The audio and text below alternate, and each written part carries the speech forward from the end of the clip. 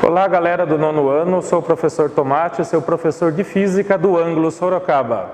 Vamos dar uma olhada agora no conceito de ondas sonoras, lembrando que, como a gente já viu em aula, as ondas são divididas em duas, as ondas mecânicas, ou seja, ela precisa de um meio para se propagar, e a gente também viu as ondas eletromagnéticas, que eram aquelas que não necessitavam de um meio para se propagar, e daí você tinha a luz e outras ondas que a gente tinha visto. Mas nessa aula nós vamos focar nas ondas sonoras. Lembre, parte da física que estuda as ondas sonoras é chamado de acústica. Quando você vai numa sala e eles falam que eles vão ver a acústica dessa sala, eles querem saber, esse som, ele se propaga bem na sala? Você vai ouvir bem? Como será essa sala? Qual será o projeto para que essa sala tenha uma boa acústica? Ou seja, para que o som se propague de maneira uniforme. Daí nós temos o quê? Algumas características do som. A primeira característica que a gente vai dar uma olhada se chama timbre.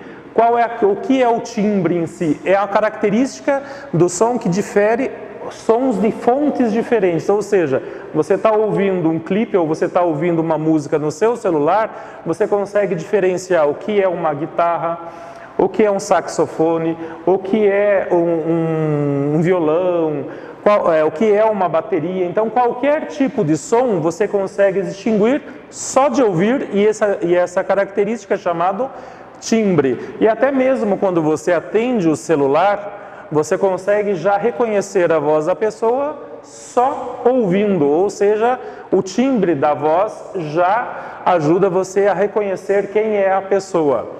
A outra característica, que é uma característica importante, é chamada de intensidade, que no nosso dia a dia a gente conhece como volume, ou seja, se o volume está alto, se o volume está baixo, mas para a física a gente não chama de volume, a gente chama de intensidade.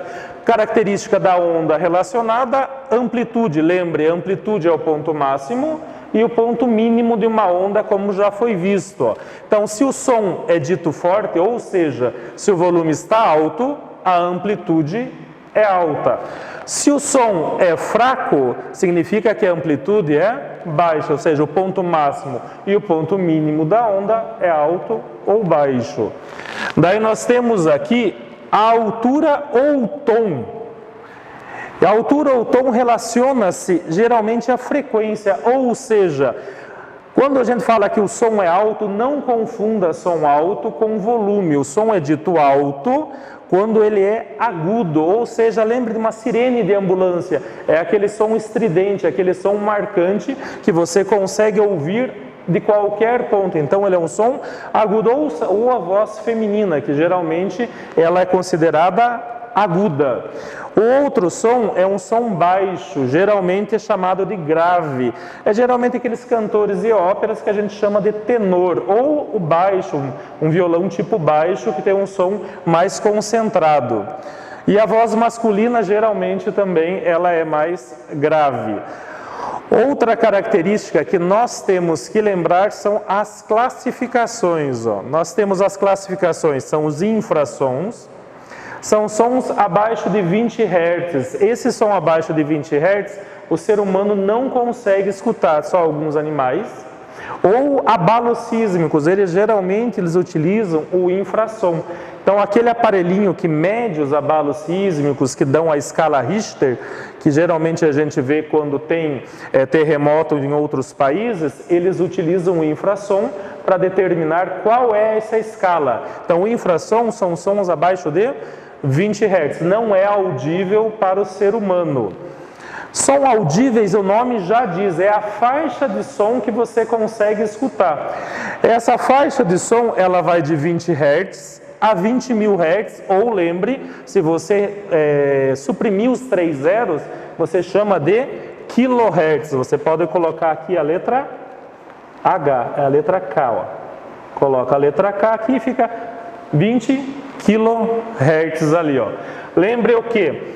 Essa é a faixa de som que o ser humano consegue ouvir. Essa faixa varia de acordo com a idade, porque com o passar da idade a gente começa a ouvir menos. Então essa faixa ela vai variando conforme a idade. Mas uma pessoa que tem um ouvido normal consegue ouvir de 20 a 20 mil Hz.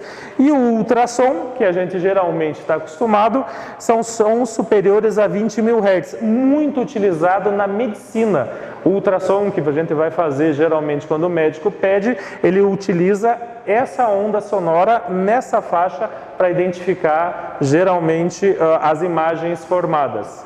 Então é isso, vocês complementem o estudo com o material que tem no capítulo 5 do módulo de vocês. E o Ângulo Sorocaba mais uma vez agradece a atenção. Até mais.